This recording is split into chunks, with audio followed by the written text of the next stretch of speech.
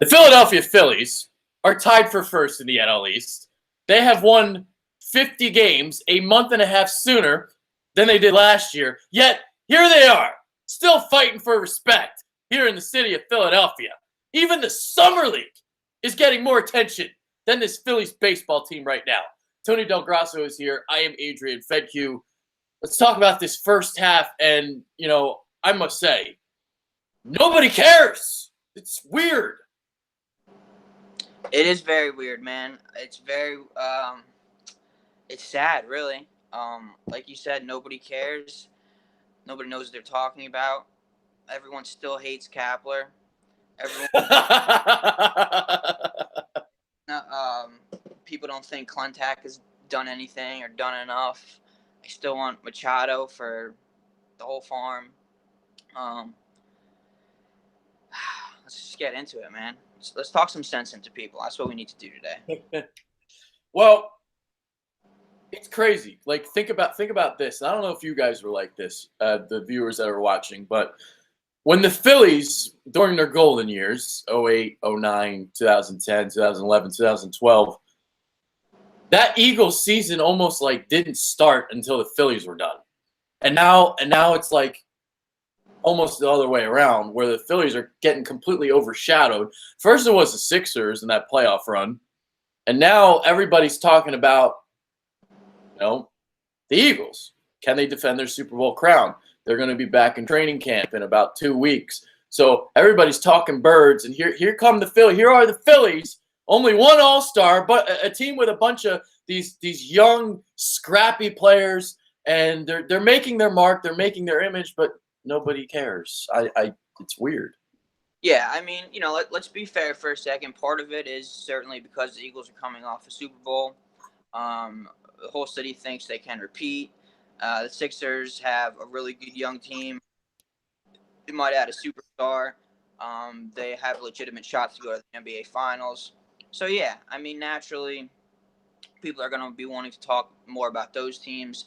But at the same time, those seasons are very, very much dead right now. I don't know how to put it. I mean, they're the definition of the off season right now. It is July. It is the lowest time of the year for sports. Yeah. You go and people are still not watching the Phillies. Yeah. And like I said, part of it is just because of the NFL and NBA are machines right now when it comes to marketing, and just they know how to work every 52 weeks of the year, getting people talking about their sports. And baseball is kind of just like, man, if you like us, cool. If not, cool. But I think the Phillies are going to make the playoffs, whether they win a division or win one of the wild cards. And baseball will be back in Philly. Don't worry, there's plenty of baseball fans in Philly, like you mentioned before, when they went on their run 10-ish years ago. Yeah. The city was absolutely crazy. There was all you just saw was just red everywhere. And it's only a matter of time, a matter of months before we see that again. Yeah, I mean, the thing back then, obviously, the big difference is you had a lot more market appeal with a lot of the stars like Chase Utley and Ryan Howard and, Jimmy Rollins establishing themselves, Cole Hamels. And this team, it's like, who's the guy with the personality? Who is it? Who's going to be the one who kind of emerges and is that centerpiece to kind of market around somebody? Maybe it is Rhys Hoskins, we'll kind of see. But I'm kind of seeing that problem as well. Who are the people kind of cheering for on this Phillies team? What do you think about that? Well, personally, I think it's going to be Hoskins. I think we have seen more personality than people realize out of him. I remember a couple months ago when people were ragging on Herrera for whatever Herrera did at the time. Every once in a while, Herrera, does a bonehead thing, but Herrera's a damn good player. Probably should have been an all-star. And Hoskins had his back. Hoskins can be funny from time to time. I don't know if you saw the other day when he ran into the fence and looked like he snapped his back in half. But he ended up being fine. And then afterwards, he was making fun of himself about it. So little things like that. The more he gets accustomed to Philly, the more Philly gets accustomed to him. I think he's eventually going to be the face of the franchise, as he should be, because to me, his ceiling is as high, if not higher, than anyone's on the team. Yeah. All right. So let me just kind of run down some team statistics kind of where the Phillies rank in terms of the league standings here. So they are 19th in runs scored. Their 235 average is 26th in baseball. 320 on base percentage is 11. So while that average isn't high, the on base percentage is high.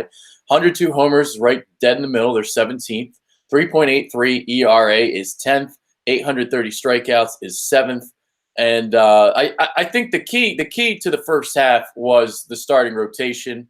I mean, we're seeing Zach Eflin emerge. Aaron Nola is looking like a top 10 pitcher in baseball. You could even make an argument, say top 5. So the starting rotation is where this team has really taken significant strides forward, and we're still not even seeing consistency from Velasquez and Pivetta, at all times. So Eflin's emerged, Nola's looked great, and this starting rotation has been phenomenal.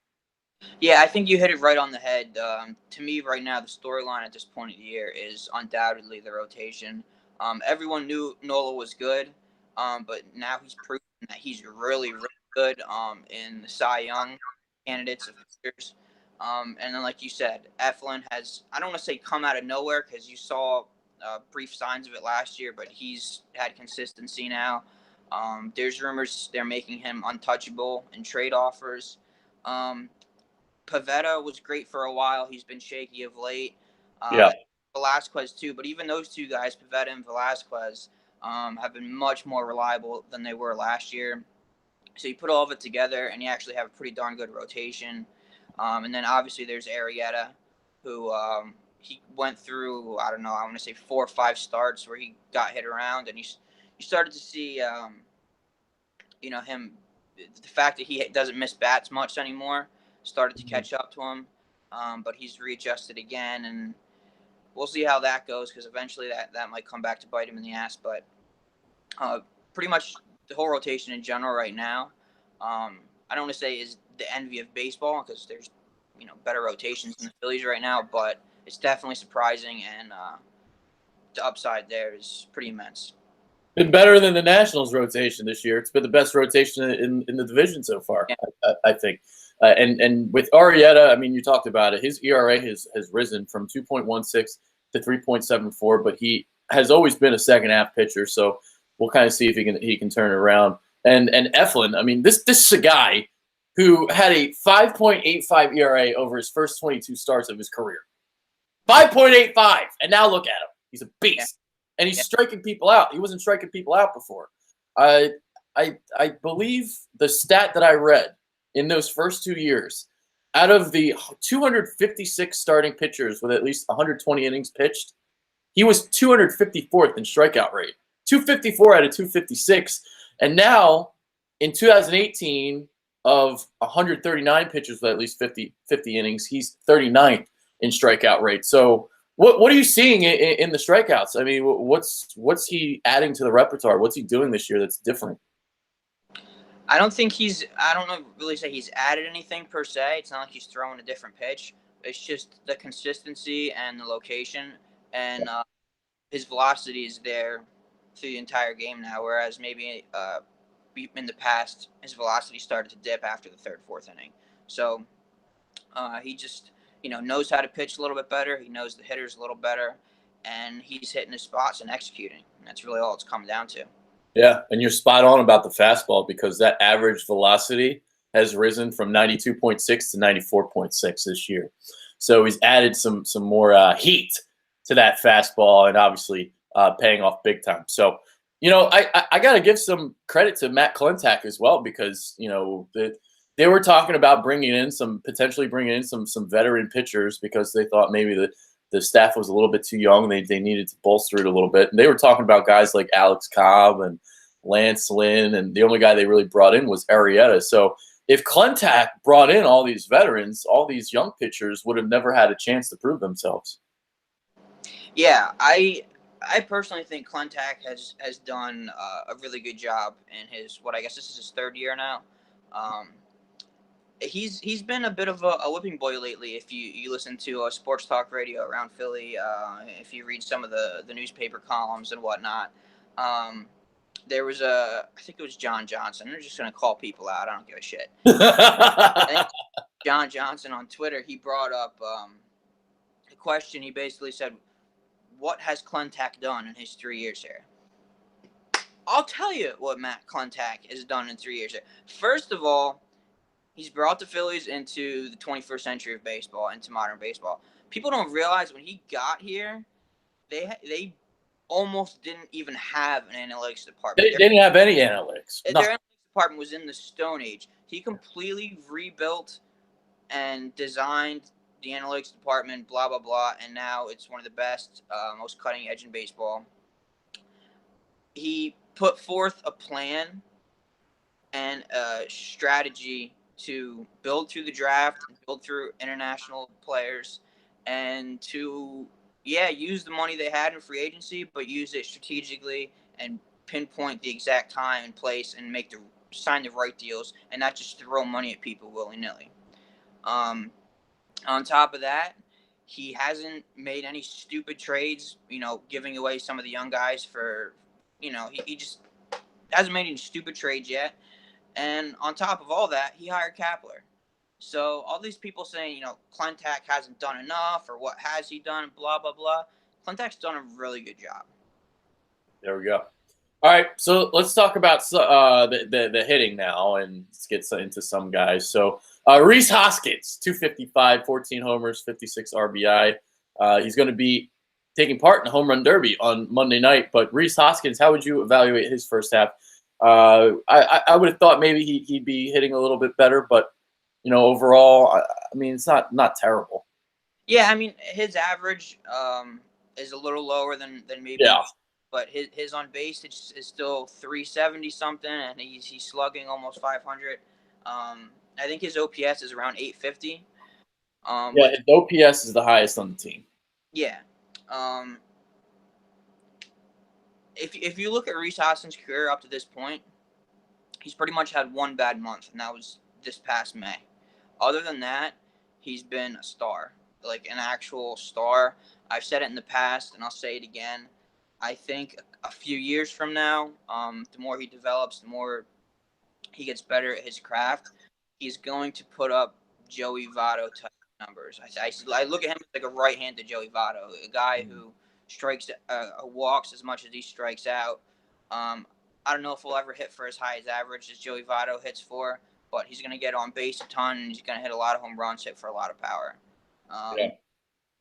He, to me, is the future face of the franchise.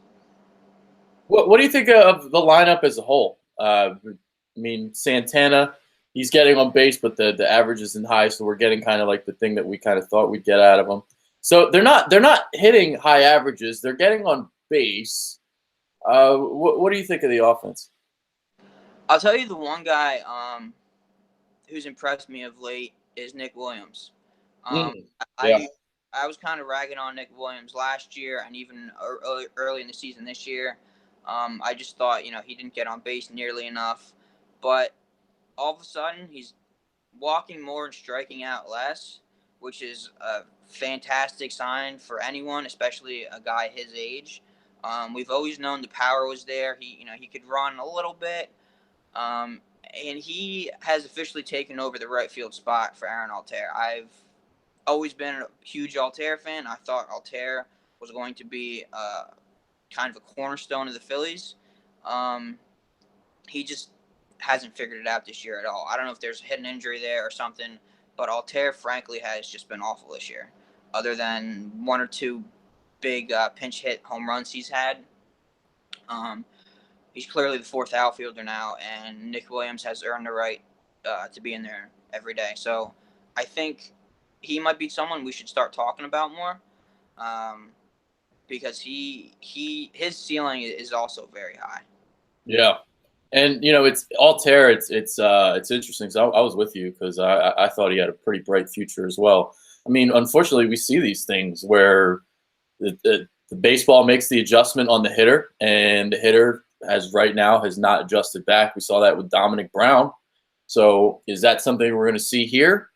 We shall see. The adjustment he made last year, I remember, was he lowered his hands a little bit, and that allowed him to obviously have that surge offensively.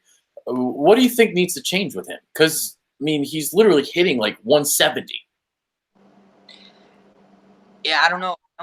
The thing is, without looking at film reviews or anything, I don't see anything drastically different um, between his swing this year and his swing last year. Although, like you mentioned about the hands, I would like to see him lower his hands a little bit. Um, it's just the fact that the league has figured out his weaknesses, and like you said, he hasn't readjusted again. And also, one of the biggest things between him and Nick Williams is he's what 4 or 5 years older than Nick Williams. Williams is like 22 or 23, and he's like 27 or 28. Yeah. Um, so if you're the Phillies and you're looking towards the future, obviously, not only are you going to play the guy who's hitting right now, but you want to give the younger guy a shot. So I do think Altair still has a shit ton of potential. I mean, he's clearly the better fielder than Nick Williams is. Uh, but maybe we'll see Altair, a guy who's packaged in a deal for something at the deadline. Yeah, I could see that definitely for sure. All right, so we talked hitting. We'll talk bullpen real quick. So this has been a topic of discussion for the Kapler people. I think Kapler has done a pretty damn good job with the bullpen considering what he has, which is zilch basically. Yeah.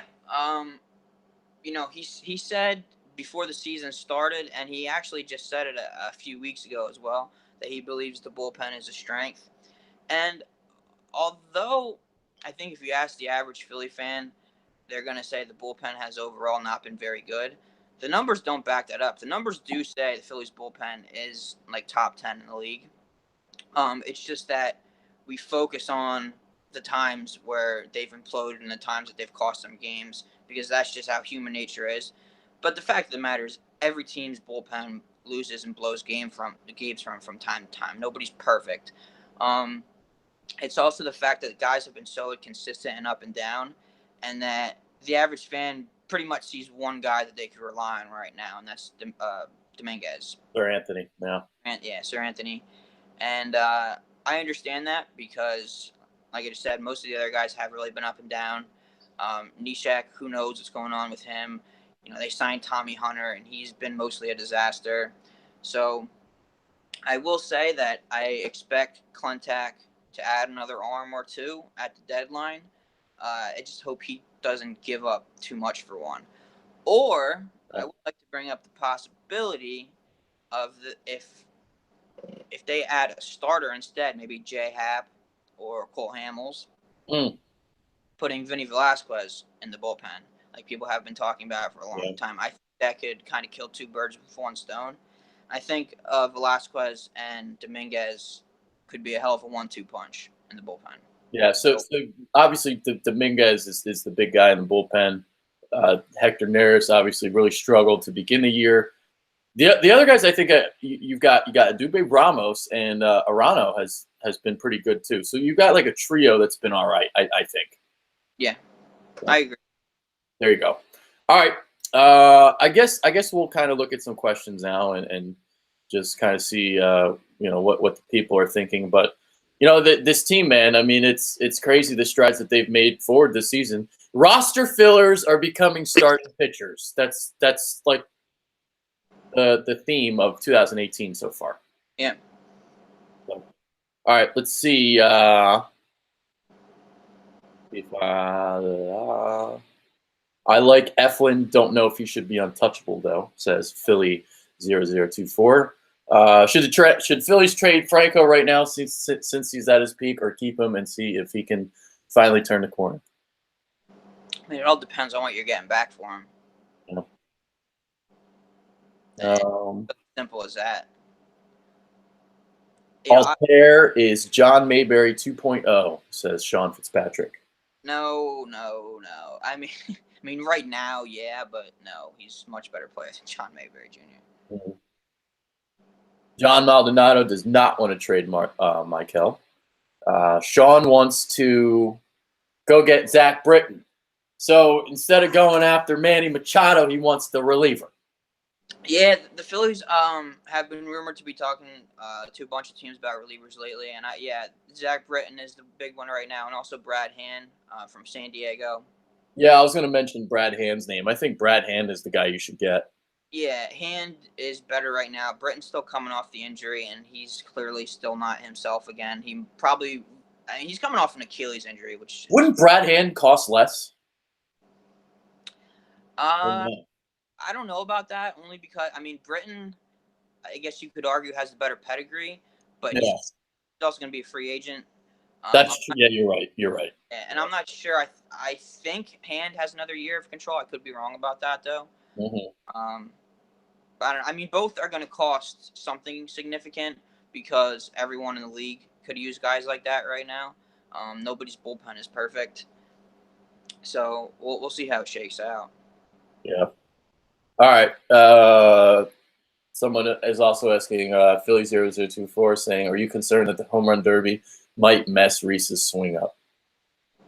No, I feel like that's always brought up with all the guys who hit in the home run derby. It's kind of like one of these myths that they're gonna just start swinging for the fences all the time. Yeah. Most of these guys are in the home run derby swing for the fences all the time anyway. So no, I'm not concerned. Yeah. All right. That's pretty much it. So next week what we're gonna do is we're gonna do like a trade deadline show and kind of talk about some guys that we're interested in and maybe put some packages together. I don't know. We'll have some fun next week. What do you think about that? Yeah, because there's a lot of idiots in the Philadelphia media right now who, for example, want to trade Hoskins, Kingery, and Sir Anthony Dominguez for Manny Machado. And I think it was John Marks, again, I'll call somebody out. It was him who said the Phillies should do that. He should never be allowed to talk about baseball again for suggesting such fucking. I mean, oh my God. But we'll get into it next week. Put me on the radio. That's Do that's it. the solution. Yeah. Put me on WIP. Yeah. Easy enough. All right. Well, with that being said, that's Tony Del Grasso. I am Adrian Fedke. Hopefully WIP will come calling one of these days. We're out of here. Take care. Later.